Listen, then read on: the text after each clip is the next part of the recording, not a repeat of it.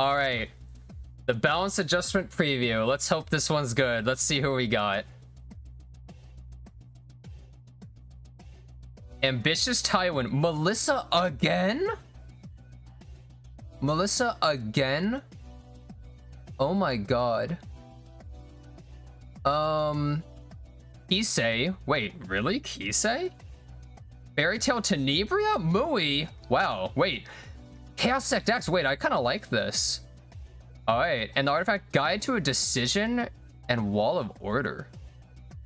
Oh my god, wait, what if Wall of Order becomes broken? It's Landy's artifact. Oh my god. Ambitious Tywin. Wait.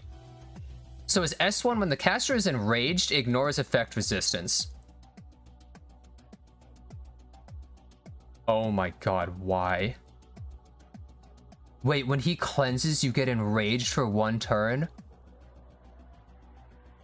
Dude. Oh my god. On his S3? Wait! A chance to stun and decrease defense? And when he's enraged, ignore effort? Oh my god. Wait, he's so crazy. So, in the current meta, debuffs are completely broken. And Edward is the only character that can survive. And if he gets banned, you're out of luck. You're screwed, right? This guy ignores F-Res, which means you have to have immunity or like Emil Koeric, basically. That's the only way. And anyone else, he just ignores F-Res, and he also deals with debuffs nicely. This character sounds completely broken. This does not seem balanced, like, even a little bit. This seems, like, genuinely broken. Yeah, you can pick him into Edward, and he will just cleanse whatever Edward just does. Oh, also, Edward will be defense broken, because he'll cleanse the stun, but he won't cleanse the defense break, so you just defense break Edward and kill him after. So what are you supposed to do against this? This seems absolutely insane. Ambitious Tywin, when he first came out, was one of the worst characters in the game. He got buffed to be one of the most broken characters in the game, and now I feel like they're buffing him again to be one of the most broken characters in the game. I actually can't believe that they're doing such an absurd buff to him. This is kind of unbelievable. Okay, let's keep going. Melissa, damage don't increase the portion of caster's health loss. Nobody cares. Acquires 3 souls. Wait. They're changing how curse works? A portion of the damage inflicted on allies except for the wait.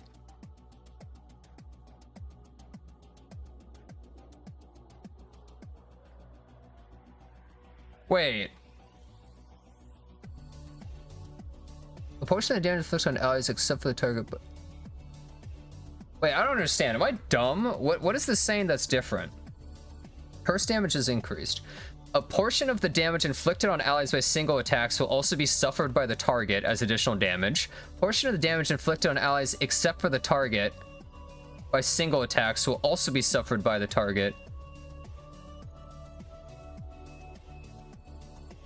Curse someone, then attack the other one? So you can't S2, S3 the same target? But curse damage increased? I don't really understand this change. Like, first of all, Melissa's gotten like 4 buffs now. Is this the 4th buff? And I still don't think she's good. So they keep wasting a buff slot with her.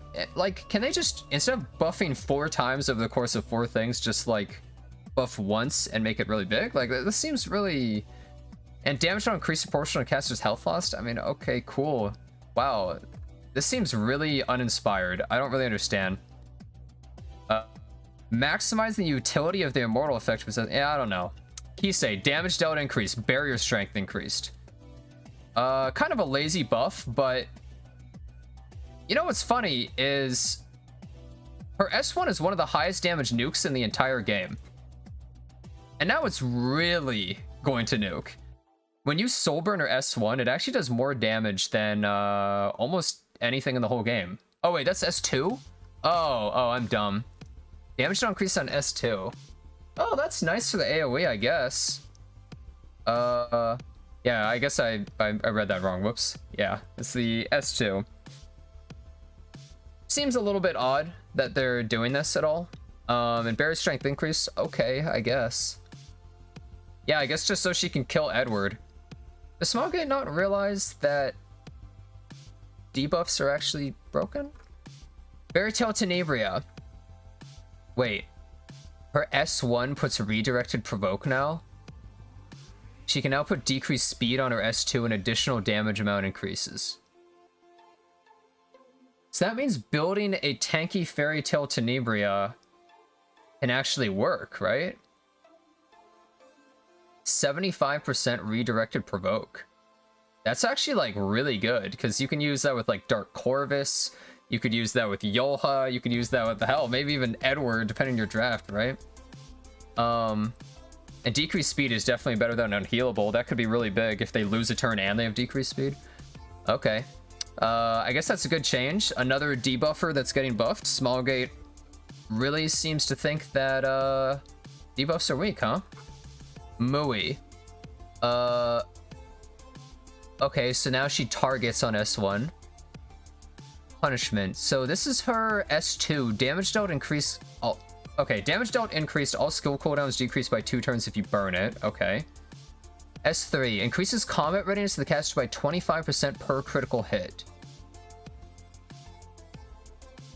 So she's like Flitica type thing now. You're supposed to S3, strip their buffs, and increase combat readiness.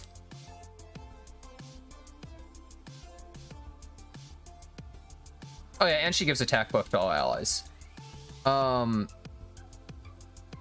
Okay. I don't know why they really... So they decrease... Oh, it wasn't increased, it was decreased damage. So... Seems a little odd. They're changing her imprint concentration to effectiveness instead of dual attack chance. Interesting changes, I guess, but I don't really think this makes them great.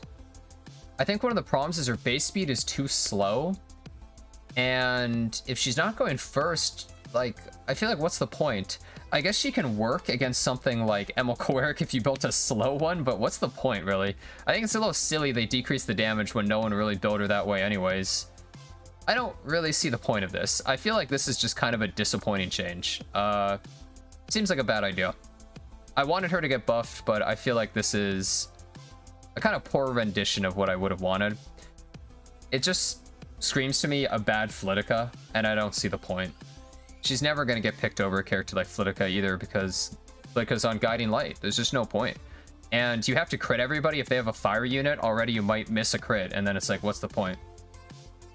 Yeah, she has an EE that gives an extra turn after S3. Why would you ever use that? They didn't change the EE. That seems so random. Oh well, I think they don't really care about Mui.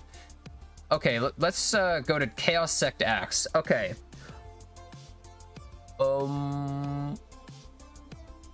What?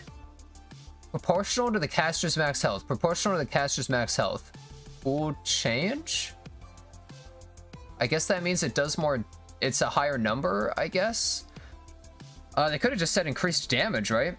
60% chance to provoke for 1 turn on attack chain. Okay, that's his S2. That's an AoE. Lower the souls you get. Okay, S3. No change except it requires an extra soul. After being attacked by a light element target, has a 100% chance to increase effectiveness in the caster for 1 turn. Okay. Increases damage dealt by his S2 by 10%. When an ally is attacked by a light element enemy, has a 15% chance to counterattack with attack chain.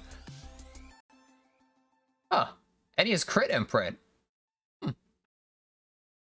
Okay, so if they actually did increase his S1 damage by a nice amount, if they didn't increase his S3 or S2 amount by much, but if you have a really tanky boy here, and he's easier to build now that he has the crit chance, I guess he could just counterattack with his S2, which is kind of cool. That's kind of a cool thing. It's a 15% chance every single time.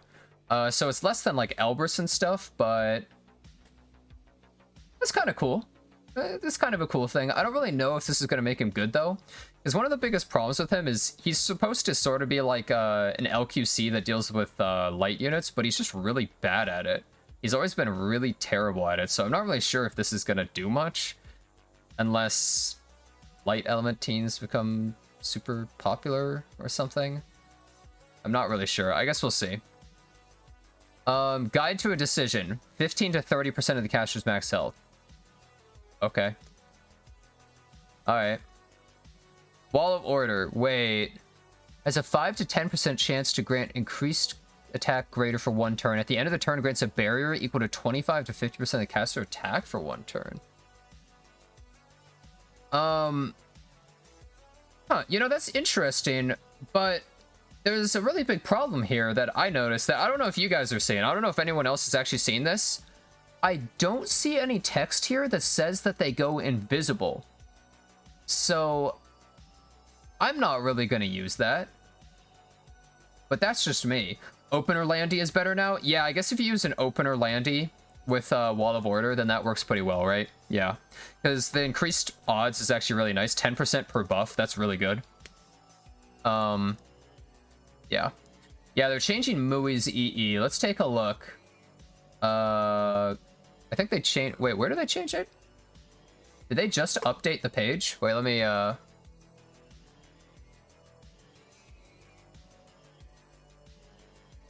here we go. They just updated it. Grants enhanced dual attack to the ally with the highest attack after using Grand Finale.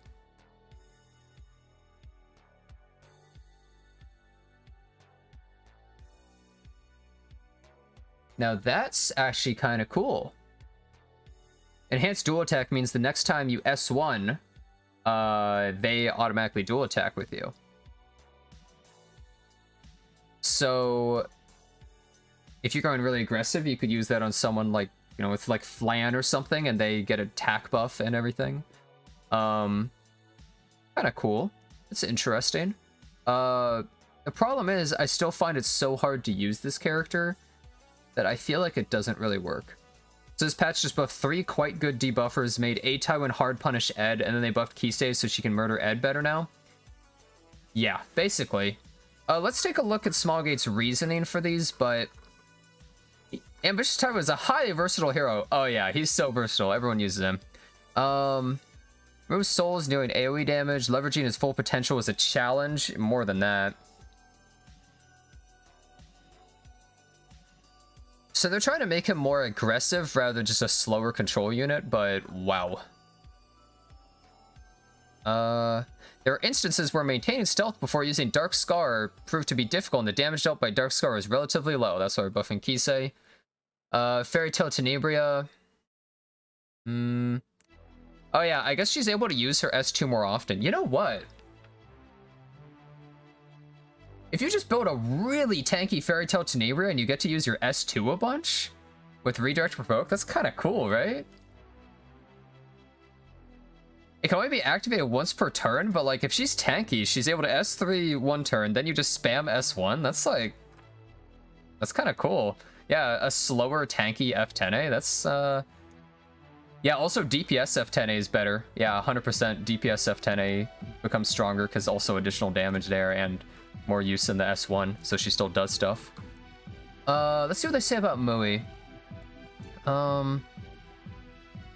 The cooldown for Grand Finale is increased by a turn. I actually didn't notice that, but...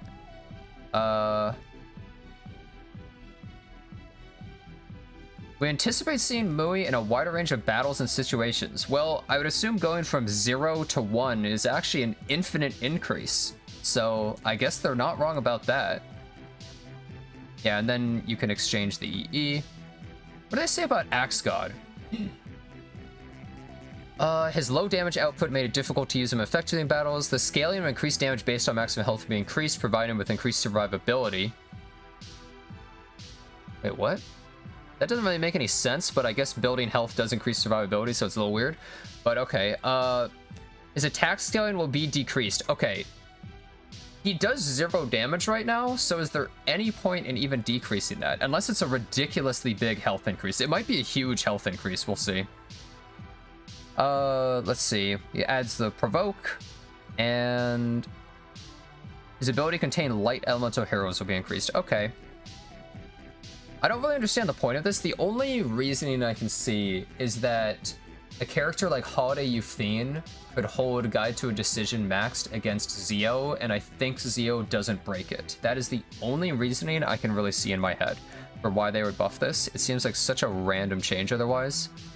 Yeah, they're just adding the survivability boost to Wall of Order.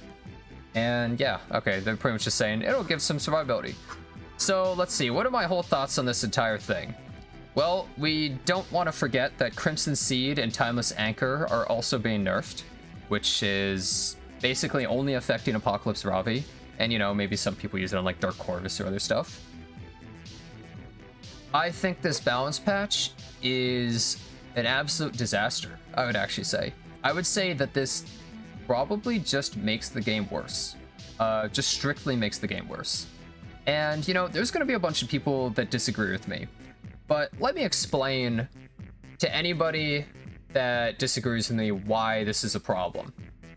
In the current meta, debuffs are insanely powerful. And you might say, oh, well, I just pick Emil Quirk and Edward and I win. There are many games where people will pick those two units and the opponent will pick 5 debuffers and still win.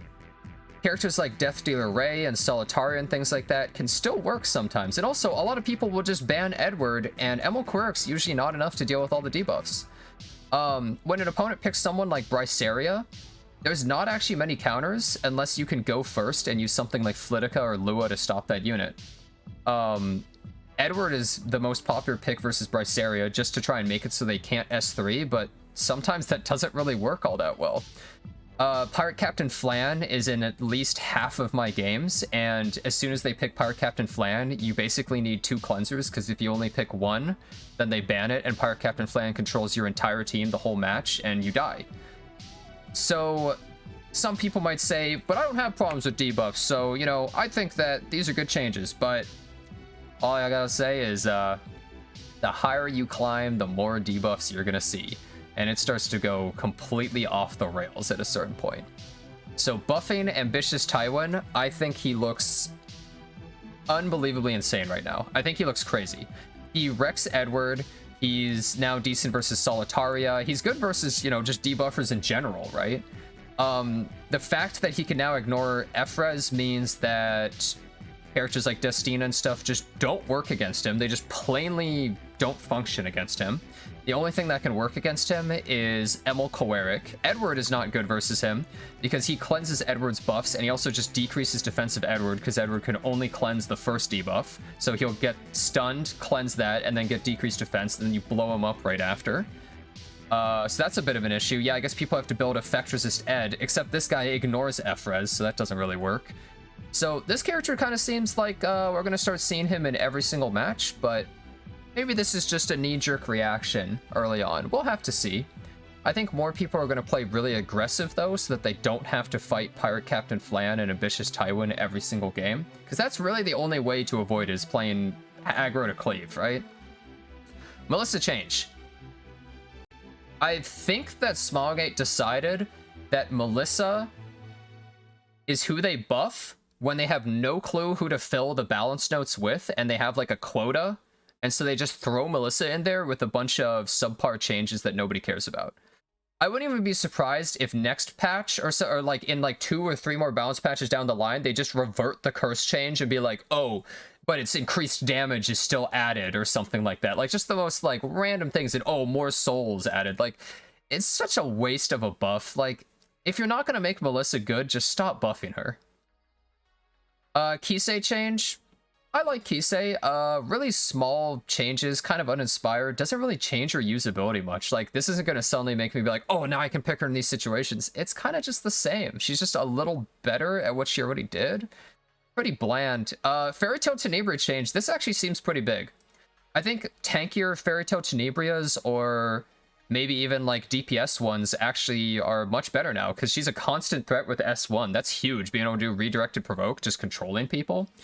Also, you gotta keep in mind, she's actually decent versus characters like Angel of Light, because she S3s, Angel of Light cleanses 1, but she doesn't cleanse the redirected provoke, and then you shuffle and break their skill null and everything. So she's actually decent into that, but another control unit for the pile, right? As if we didn't have enough control units already, right? And decreased speed is definitely better than unhealable, and more damage. Not bad. Maybe her S2 actually hits really hard now. Mui's change, I just think she's too hard to use.